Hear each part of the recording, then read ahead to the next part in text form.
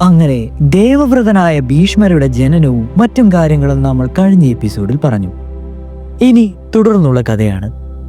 അങ്ങനെ വർഷങ്ങൾ 4-5 കടന്നുപോയി. ഒരു ദിവസം ശന്തനു മഹാരാജാവ് നായാട്ടിന് പോയി. അദ്ദേഹം യമുനാ തീരത്തെത്തി. അവിടെയെല്ലാം ഹൃദ്യമായ കസ്തൂരി ഗന്ധം പരന്നിരിക്കുന്നതായി അദ്ദേഹത്തിന് അനുഭവപ്പെട്ടു. ഈ ഗന്ധം എവിടെ നിന്ന് വരുന്നുവെന്ന് ആശ്ചര്യപ്പെട്ട് രാജാവ് അതിന്റെ ഉറവിടം തേടി ചുറ്റി നടന്നു. പുഴക്കടവിൽ നിന്നിരുന്ന ഒരു സ്ത്രീയുടെ ശരീരത്തിൽ നിന്നാണ് ഈ ഗന്ധം പുറപ്പെടുന്നതെന്നറിഞ്ഞപ്പോൾ അദ്ദേഹം അത്ഭുതപ്പെട്ടു. അവൾ അപ്സരസിനെ പോലെ സുന്ദരിയായ ഒരു ദിവ്യ കന്യക തന്നെ ആയിരുന്നു.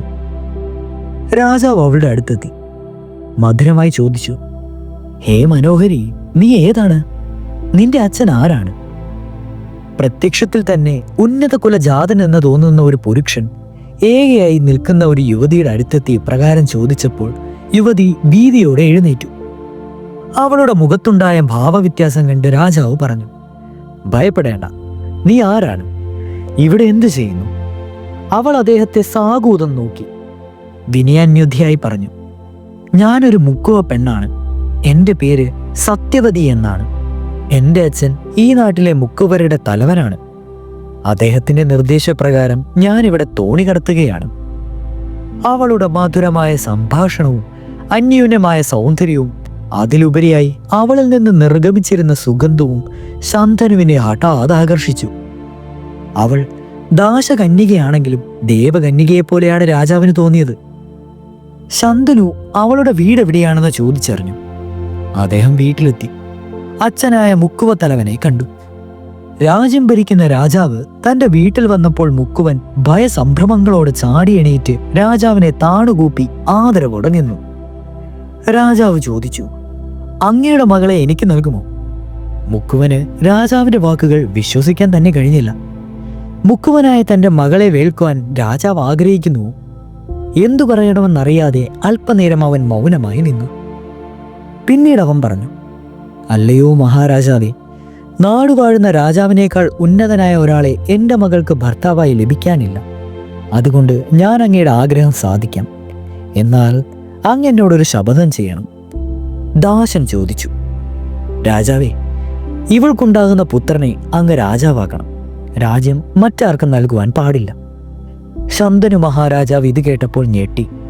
മുക്കുവ പെണ്ണിൽ അമിതമായ അഭിനിവേശം ഉണ്ടായിരുന്നുവെങ്കിലും തൻ്റെ പൊന്നോമന പുത്രനായ ദേവവ്രതനെ രാജാവാക്കാതെ മറ്റൊരാളെ രാജാവാക്കുന്ന കാര്യം അദ്ദേഹത്തിന് ചിന്തിക്കുവാൻ പോലും കഴിഞ്ഞില്ല. അദ്ദേഹം മുക്കുവനോട് ഒന്നും പറയാതെ വൈക്ലഭ്യത്തോടെ രാജധാനിയിലേക്ക് മടങ്ങി. രാജാവിന്റെ ഹൃദയം മുഴുവനും മുക്കുവ പെണ്ണിലായിരുന്നു. എന്നാൽ അതിനുവേണ്ടി ഗാംഗേയനെ ഉപേക്ഷിക്കുവാൻ അദ്ദേഹത്തിന് ബുദ്ധി അനുവദിച്ചിരുന്നില്ല. അദ്ദേഹം വൈതർണിയിലായി. മുഖത്തെപ്പോഴും നിരാശയും ദുഃഖവും നെല്ലിട്ടു. അച്ഛന്റെ മനസ്സിനെ ഏതോ ഒരു കാര്യം മതിക്കുന്നുണ്ടെന്ന് ബുദ്ധിമാനായ ദേവവ്രതൻ മനസ്സിലാക്കി. ഒരു ദിവസം അദ്ദേഹം അച്ഛനോട് ചോദിച്ചു, അച്ഛൻ എപ്പോഴും ദുഃഖിതനായി കാണപ്പെടുന്നത് എന്തുകൊണ്ടാണ്? പതിവുള്ള എല്ലാ കാര്യങ്ങളിൽ നിന്നും അച്ഛൻ ഇപ്പോൾ ഒഴിഞ്ഞു മാറി നിൽക്കുന്നു. അങ്ങയുടെ ആദിക്കുള്ള കാരണം എന്താണെന്ന് പറഞ്ഞാലും. തനിക്കൊരു മുക്കുവ സ്ത്രീയിൽ അഭിനിവേശമുണ്ടെന്നും അവളെ കല്യാണം കഴിക്കുവാൻ ആഗ്രഹമുണ്ടെന്നും എങ്ങനെയാണ് മകനോട് പറയുക? അതുകൊണ്ട് അല്പം വളച്ചു കെട്ടി രണ്ടാമതൊരു വിവാഹം കഴിക്കേണ്ടതിന്റെ ആവശ്യകത സൂചിപ്പിക്കുന്ന വിധത്തിൽ ശന്തനു പറഞ്ഞു, നീ പറഞ്ഞത് ശരിയാണ്. കുറച്ചു നാളുകളായി ഞാൻ വളരെ അസ്വസ്ഥനാണ്. നമ്മുടെ വംശത്തിന്റെ ഭാവിയെക്കുറിച്ചുള്ള ചിന്തയാണ് എൻ്റെ അസ്വസ്ഥതയ്ക്ക് കാരണം. നമ്മുടെ കുലത്തിൽ നീ മാത്രമായി ഒരൊറ്റ സന്താനമല്ലേ ഉള്ളൂ. നിന്നെപ്പോലെ ഒരു പുത്രനെ കൊണ്ട് ആർക്കും തൃപ്തിപ്പെടാം. എങ്കിലും പൗരുഷശാലിയും യുദ്ധതൽപരനുമായ നിനക്ക് എന്തെങ്കിലും ആപത്തുണ്ടായാൽ നമ്മുടെ വംശത്തിന്റെ കാര്യം എന്താവും? അതിന്റെ കഥ അവിടെ തന്നെ അവസാനിക്കുകയില്ലേ? ഇതാണ് എൻ്റെ ദുഃഖകാരണം. ഞാൻ എൻ്റെ മനോഗതം നിന്നോട് തുറന്നു പറയുകയാണ്. ശന്തനുവിന്റെ വാക്കുകൾ കേട്ടപ്പോൾ അച്ഛന്റെ അന്തർഗതം പൂർണ്ണമായും പുറത്തു വന്നില്ലെന്ന് ബുദ്ധിമാനായ ദേവവ്രതന് മനസ്സിലായി. അദ്ദേഹം മന്ത്രിമുഖ്യനെ കണ്ടു. അച്ഛന്റെ ദുഃഖകാരണത്തെപ്പറ്റി തിരക്കി. മന്ത്രി ആദ്യമൊക്കെ ഒന്നും അറിവില്ലെന്ന വിധത്തിൽ മറുപടി പറഞ്ഞെങ്കിലും ദേവവ്രതന്റെ ചുഴിഞ്ഞുള്ള ചോദ്യങ്ങൾ കേട്ടപ്പോൾ അദ്ദേഹത്തിന് അറിവുള്ള വിവരം ദേവവ്രതനോട് പറയേണ്ടി വന്നു. മന്ത്രി പറഞ്ഞു, മഹാരാജാവ് ഒരു മുക്കുവ പെണ്ണിനെ അത്യധികമായി പ്രേമിക്കുന്നു. അവളെ കല്യാണം കഴിക്കുവാൻ അദ്ദേഹം ആഗ്രഹിക്കുന്നു. എന്നാൽ അതിന് ചില തടസ്സങ്ങളുണ്ട്. അതാണ് അദ്ദേഹത്തിന്റെ സങ്കടം. തടസ്സകാരണങ്ങളും മറ്റും മന്ത്രി ദേവവ്രതനെ അറിയിച്ചു. മന്ത്രിയിൽ നിന്ന് വിവരം ഗ്രഹിച്ച ഉടൻ തന്നെ പിതൃഭക്തനായ ആ വത്സലപുത്രൻ ഏതാനും ക്ഷത്രിയ പ്രമാണന്മാരോടും കൂടി ദാശന്റെ ഗൃഹത്തിലെത്തി. ദാശൻ യുവരാജാവിനെ ആദരവോടെ സ്വീകരിച്ചു. ദേവവ്രതം പറഞ്ഞു, ഞാൻ എൻ്റെ അച്ഛനു വേണ്ടി അങ്ങയുടെ മകളെ അർത്ഥിക്കുവാൻ വന്നതാണ്. ഞാൻ ഇനിയും എന്താണ് വേണ്ടത്? സത്യവതിയുടെ അച്ഛൻ ശന്തനുവിനോട് പറഞ്ഞ വ്യവസ്ഥകളെല്ലാം ദേവവ്രതനോടും പറഞ്ഞു. അപ്പോൾ ഗാംഗേയൻ കൂടെ വന്നിരുന്ന ക്ഷത്രിയ പ്രമാണികളുടെ സാന്നിധ്യത്തിൽ സത്യപ്രതിജ്ഞ ചെയ്യുവാൻ തീരുമാനിച്ചു. ദേവവ്രതൻ പറഞ്ഞു, അല്ലയോ ദാശപ്രമാണി, എനിക്ക് സത്യത്തേക്കാൾ വലിയ വ്രതമില്ല. ഇന്ന് മറ്റാരും ഇപ്രകാരം ഒരു സത്യം ചെയ്യുമെന്ന് ഞാൻ കരുതുന്നുമില്ല. ഭവാന്റെ ആഗ്രഹപ്രകാരം തന്നെ കാര്യങ്ങൾ നടക്കും. എൻ്റെ അച്ഛന് അങ്ങയുടെ പുത്രിയിൽ ജനിക്കുന്ന പുത്രൻ ഞങ്ങളുടെ രാജാവാകും. ഇത് സത്യം, സത്യം, സത്യം. ഇത് കേട്ടപ്പോൾ ദാശൻ സന്തോഷിച്ചു. എങ്കിലും മറ്റൊരു ചിന്ത അയാളുടെ മനസ്സിൽ കടന്നുകൂടി. അയാൾ പറഞ്ഞു, അല്ലയോ രാജകുമാര, ശ്രേഷ്ഠനായ രാജാവിന് ചേർന്ന ശ്രേഷ്ഠനായ പുത്രൻ തന്നെയാണ് താങ്കൾ. അങ്ങ് ചെയ്ത സത്യം പരിപാലിക്കുമെന്ന് എനിക്ക് ഉറപ്പുണ്ട്. ഞാൻ തൃപ്തനുമാണ്. എന്നാൽ എനിക്ക് മറ്റൊരു കാര്യം കൂടി പറയുവാനുണ്ട്. പുത്രീ വാത്സല്യം കൊണ്ട് ഞാൻ പറയുകയാണ്, അങ്ങ് തെറ്റിദ്ധരിക്കരുത്. എൻ്റെ ഭയം അങ്ങയുടെ സന്താനങ്ങളെക്കുറിച്ചാണ്. ഭവാന്റെ സന്താനങ്ങൾ സിംഹാസനത്തിനു വേണ്ടി അവകാശം പ്രകടിപ്പിച്ചാലുള്ള സ്ഥിതിയാണ് എൻ്റെ മനസ്സിനെ അലട്ടുന്നത്. ഇത് കേട്ടപ്പോൾ മുക്കുവത്തലവന്റെ ഇംഗിതം സ്പഷ്ടമായി ദേവവ്രതന് മനസ്സിലായി. ഈ കാര്യത്തിലും വേണ്ട ഉറപ്പ് കൊടുക്കുവാൻ ഗാംഗേയൻ തീരുമാനിച്ചു. അദ്ദേഹം വീണ്ടും പ്രതിജ്ഞ ചെയ്തു, ഹേ ദാശപ്രഭു, ഞാൻ മുമ്പ് തന്നെ എൻ്റെ രാജ്യത്വം ഉപേക്ഷിച്ചതായി സത്യം ചെയ്തുവല്ലോ. എൻ്റെ അച്ഛൻ്റെ പ്രിയത്തിനു വേണ്ടി ഈ ക്ഷത്രിയ നേതാക്കന്മാരുടെ സാന്നിധ്യത്തിൽ ഞാനിതാ മറ്റൊരു പ്രതിജ്ഞ കൂടി ചെയ്യുന്നു. ഇന്നു മുതൽ ഞാൻ ബ്രഹ്മചര്യം സ്വീകരിക്കുന്നു. എനിക്ക് പുത്രന്മാർ ഉണ്ടായിരിക്കില്ല. ഞാൻ അക്ഷയമായ ലോകത്തിൽ എത്തിച്ചേരും. ഇത് സത്യം, സത്യം, സത്യം. ദേവവ്രതൻ ഇപ്രകാരം പ്രതിജ്ഞ ചെയ്തപ്പോൾ ആകാശത്ത് നിന്ന് പുഷ്പവൃഷ്ടി ഉണ്ടായി. ഇവൻ ഭീഷ്മൻ തന്നെ, ഇവൻ ഭീഷ്മൻ തന്നെ എന്നുള്ള അശരീരി എല്ലാവരും കേട്ടു. ഉഗ്രമായ പ്രതിജ്ഞ എടുക്കുകയും അത് അതേപടി പാലിക്കുകയും ചെയ്യുന്നവൻ എന്നാണ് ഭീഷ്മൻ എന്ന വാക്കിന്റെ അർത്ഥം. അന്നു മുതൽ ദേവവ്രതൻ ഭീഷ്മരായി, ഭീഷ്മാചാര്യർ. ദാശൻ ഇതെല്ലാം കണ്ടും കേട്ടും രോമാഞ്ച കഞ്ചുകനായി നിന്നു. അയാൾ സത്യവതിയെ അടുത്തു വിളിച്ചു. അവൾ വ്രീളാവധനായി അച്ഛൻ്റെ അടുത്തെത്തി. ദാശൻ അവളെ ദേവവ്രതനെ ഏൽപ്പിച്ചു. അദ്ദേഹം താതനു വേണ്ടി അവളെ സ്വീകരിച്ചു. ഭീഷ്മർ സത്യവതിയോട് പറഞ്ഞു, അമ്മേ, തേരിൽ കയറുക, നമുക്ക് നമ്മുടെ ഗ്രഹത്തിലേക്ക് പോകാം. ഭീഷ്മർ ഹസ്തിനപുരത്തിലെത്തി. സത്യവതിയോടൊപ്പം അച്ഛൻ്റെ മുമ്പാകെ വന്നു നിന്നു. ശന്തനു മഹാരാജാവിന്റെ ഹൃദയത്തിൽ വിവിധ വികാരങ്ങൾ അലതല്ലി. തൻ്റെ വാത്സല്യനിധിയായ പുത്രൻ തനിക്ക് വേണ്ടി രാജ്യവും ലൗകിക സുഖങ്ങളും ത്യജിച്ചതിൽ അനൽപമായ കുണ്ഠിതം രാജാവിന് തോന്നിയെങ്കിലും പുത്രന് തന്നോടുള്ള സ്നേഹവായ്പ പ്രത്യക്ഷത്തിൽ അറിഞ്ഞപ്പോൾ അദ്ദേഹത്തിന്റെ ഹൃദയം അഭിമാനം കൊണ്ട് വിജൃംഭിതമായി. അദ്ദേഹം ഹർഷോന്മാദത്താൽ ധാരധാരയായി കണ്ണുകൾ പൊഴിച്ചു. വികാരവിവശനായ അദ്ദേഹത്തിന് കുറച്ചു നേരത്തേക്ക് ഒന്നും പറയുവാൻ കഴിഞ്ഞില്ല. മനസ്സ് സ്വസ്ഥമായപ്പോൾ അദ്ദേഹം പറഞ്ഞു, എൻ്റെ പ്രിയപ്പെട്ട മകനെ, നീ സ്വച്ഛന്ത മൃത്യുവായി തീരും. നീ നിശ്ചയിക്കുമ്പോൾ മാത്രമേ മൃത്യു നിന്നെ സ്പർശിക്കുകയുള്ളൂ. നീ ജീവിച്ചിരിക്കുവാൻ ആഗ്രഹിക്കുന്നിടത്തോളം കാലം മരണം നിന്നെ തീണ്ടുകയില്ല. ഇത് സത്യം, സത്യം, സത്യം. ശന്തനുവിന്റെ അനുഗ്രഹം കൊണ്ട് ദേവവ്രതൻ സ്വച്ഛന്ത മൃത്യുവായി തീർന്നു. അദ്ദേഹം ഭീഷ്മരുമായി. ശന്തനു വിധിപ്രകാരം ആഡംബരത്തോടെ സത്യവതിയെ വിവാഹം കഴിച്ചു. അവൾ ശന്തനുവിന്റെ പട്ടമഹിഷിയായി. അങ്ങനെ കാലങ്ങൾ കഴിഞ്ഞുപോയി. സത്യവതിക്ക് 2 പുത്രന്മാരുണ്ടായി. മൂത്ത മകൻ ചിത്രാംഗതൻ, ഇളയ മകൻ വിചിത്രവീര്യൻ. വിചിത്രവീര്യന് പ്രായപൂർത്തിയാകുന്നതിന് മുമ്പ് തന്നെ ശന്തനു പരലോകം പോയി. ഭീഷ്മർ സത്യവതിയുമായി ആലോചിച്ച് ചിത്രാംഗതനെ രാജാവായി അഭിഷേകം ചെയ്തു. ചിത്രാംഗതൻ വീരപരാക്രമിയായിരുന്നു. മിക്ക രാജാക്കന്മാരെയും അദ്ദേഹം തന്റെ സാമന്തന്മാരാക്കി. ചിത്രാംഗതൻ എന്നു പേരുള്ള ഒരു ഗന്ധർവനുമായി യുദ്ധം ചെയ്യേണ്ടി വന്നു. കുരുക്ഷേത്രത്തിൽ വെച്ച് അതിഭയങ്കരമായ പോരാട്ടം നടന്നു. ആ യുദ്ധത്തിൽ മായാവിയായ ഗന്ധർവന്റെ മായാപ്രയോഗത്താൽ ചിത്രാംഗതൻ കൊല്ലപ്പെട്ടു. ചിത്രാംഗതൻ മരിക്കുമ്പോഴും വിചിത്രവീര്യന് പ്രായപൂർത്തിയായിരുന്നില്ല. എങ്കിലും അവനെ തന്നെ രാജാവായി അഭിഷേകം ചെയ്യുകയും അവന്റെ ആൾപേരെന്ന നിലയിൽ സത്യവതിയുമായി ആലോചിച്ച് ഭീഷ്മർ രാജഭരണം നടത്തുകയും ചെയ്തു. വിചിത്രവീര്യന് പ്രായപൂർത്തിയായി. അവന് തക്കതായൊരു വിവാഹം നടത്തുന്നതിനെപ്പറ്റി ഭീഷ്മർ ആലോചന തുടങ്ങി. അങ്ങനെ ഇരിക്കുമ്പോഴാണ് കാശി രാജാവിന് അംബ, അംബിക, അംബാലിക എന്നീ 3 പുത്രിമാരുണ്ടായിരുന്നു എന്ന് കേൾവിപ്പെടുന്നത്. ഇവർ അനുപമമായ സൗന്ദര്യധാമങ്ങളാണെന്ന് കേൾവിപ്പെട്ടിരുന്നു. അവരുടെ 3 പേരുടെയും സ്വയംവരം ഒരേ സമയത്ത് തന്നെ നടത്തുന്നതിന് കാശി രാജാവ് തീരുമാനിച്ചു. ഇത് വിളംബരം ചെയ്യുകയും ചെയ്തു. ഭീഷ്മൻ ഈ വിവരം അറിഞ്ഞു.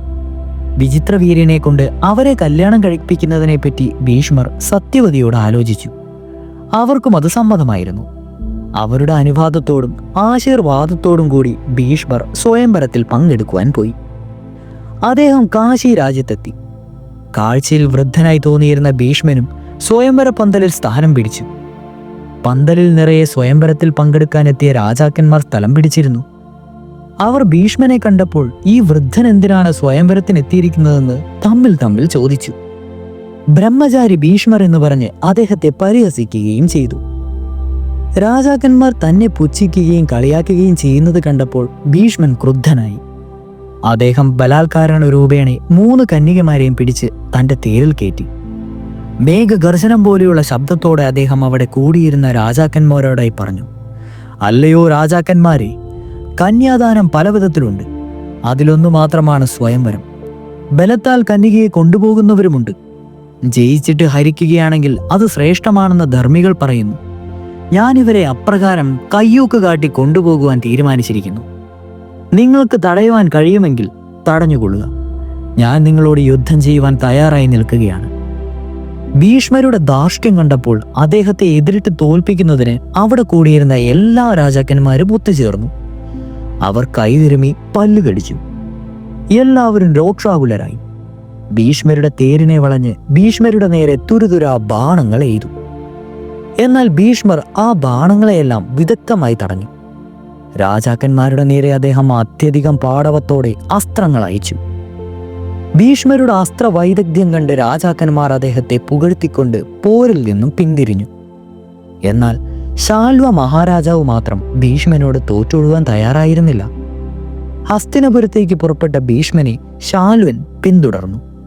അവൻ കോപത്തോടെ വിളിച്ചു പറഞ്ഞു, ഹേ പെൺകൊതിയാ, നിൽക്കൂ നിൽക്കൂ. ഭീഷ്മർ പിന്തിരിഞ്ഞു നിന്നു. ഒരു പിടിയാനിക്ക് വേണ്ടി പോരാടുന്ന 2 ഗജേന്ദ്രന്മാരെ പോലെ അവർ പോരാടി. ശാൽവരാജാവ് മഹാമയനായിട്ടുള്ള ഭീഷ്മരെ ശക്തമായി നേരിടുന്നത് കണ്ടപ്പോൾ മറ്റ് രാജാക്കന്മാർ ഹർഷാരവം മുഴക്കി ശാൽവനെ പ്രോത്സാഹിപ്പിച്ചു. എന്നാൽ അവരുടെ സന്തോഷം അധികം നീണ്ടുനിന്നില്ല. ഭീഷ്മർ വരുണാസ്ത്രം തൊടുത്തുവിട്ടു. ശാൽവന്റെ അനവധി കുതിരകളും സാരഥിയും ചത്തൊടുങ്ങി. ഭീഷ്മർ ഐന്ദ്രാസ്ത്രം കൂടി അയച്ചു.